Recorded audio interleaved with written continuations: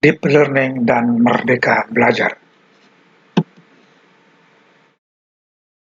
Baru-baru ini, Menteri Pendidikan Dasar dan Menengah atau Mendikdasmen Abdul Muti menegaskan pembelajaran mendalam atau deep learning adalah sebuah istilah yang berkaitan dengan pendekatan merdeka belajar. Rancangan ini bertujuan untuk meningkatkan kapasitas siswa. Deep learning itu bukan kurikulum.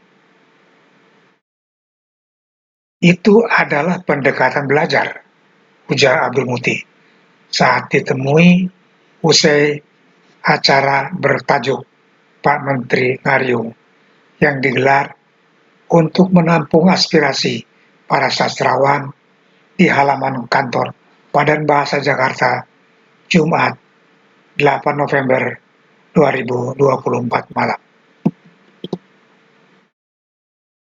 Menyambung deep learning sebagai pendekatan pembelajaran di era 4.0 yang digagas kembali oleh Mendikdasmen Abdul Muti merupakan langkah penting dalam menjawab tantangan pendidikan di zaman yang serba digital dan otomatisasi.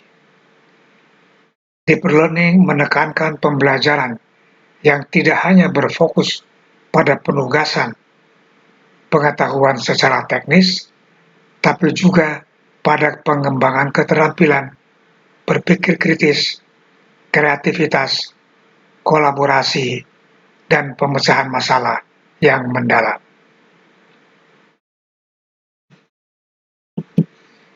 Deep learning harus ditempatkan dalam konteks pendidikan holistik yang memandang siswa sebagai individu yang berkembang secara utuh, bukan hanya sebagai penerima informasi atau penghafal fakta.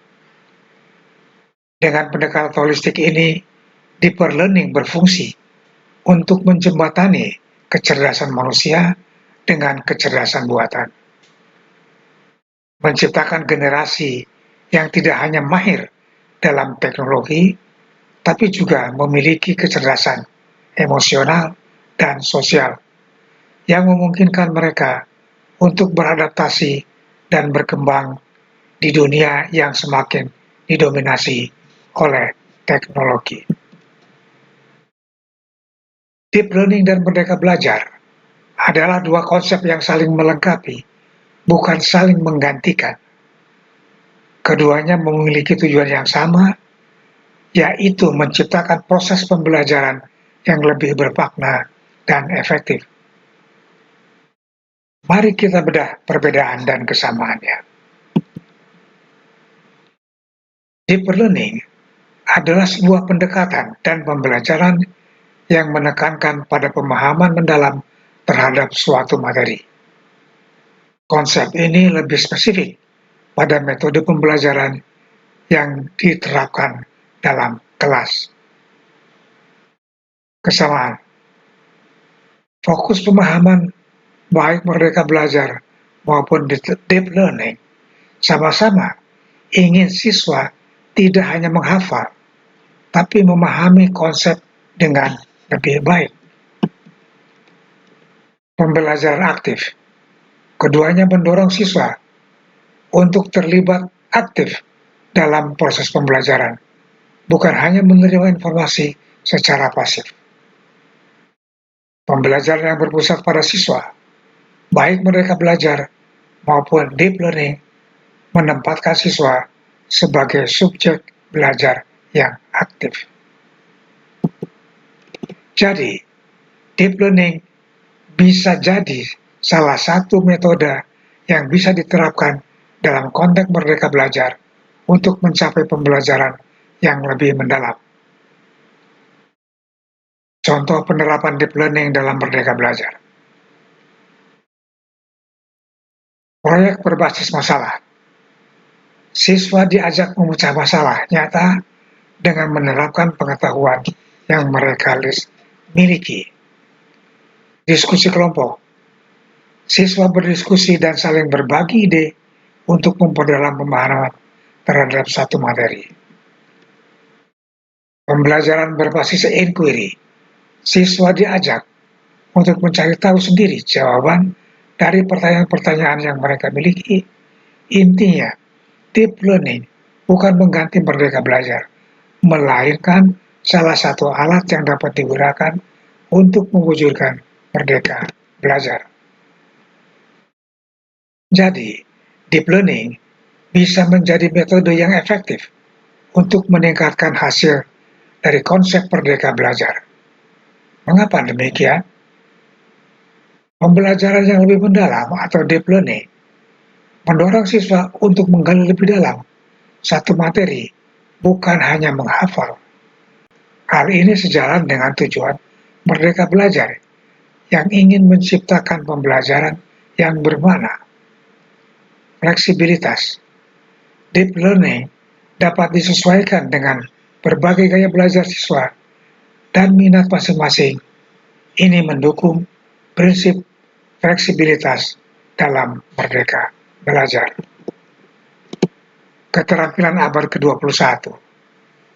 Deep learning melatih siswa untuk memiliki keterampilan berpikir kritis, kreatif, dan kolaboratif yang sangat dibutuhkan di era digital. Motivasi intrinsik. Dengan memberikan kesempatan kepada siswa untuk mengeksplorasi dan menemukan sendiri, deep learning dapat meningkatkan motivasi belajar siswa. Bagaimana deep learning bisa meningkatkan hasil merdeka belajar? Proyek berbasis masalah. Siswa diajak untuk memecahkan masalah yang nyata dengan menerapkan pengetahuan yang mereka miliki. Ini membuat pembelajaran lebih relevan dan bermakna. Pembelajaran kolaboratif. Siswa bekerja sama dalam kelompok untuk menyelesaikan tugas. Hal ini melatih kemampuan dan berkomunikasi dan berkolaborasi. Penggunaan teknologi. Deep learning dapat dipadukan dengan teknologi seperti AI, big data, untuk memberikan pengalaman belajar yang lebih interaktif.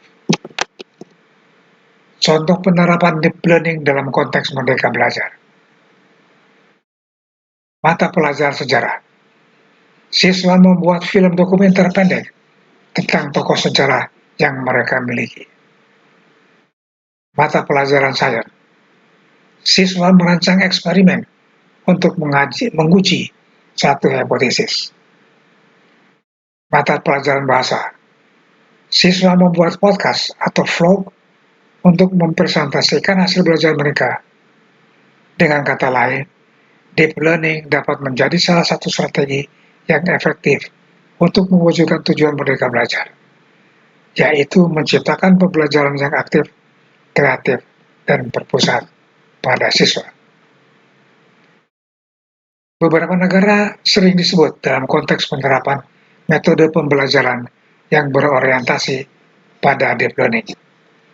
Beberapa di antaranya Finlandia, terkenal dengan sistem pendidikan yang inovatif. Finlandia telah lama mengadopsi pembelajaran yang berpusat pada siswa dan menekankan pemahaman yang mendalam.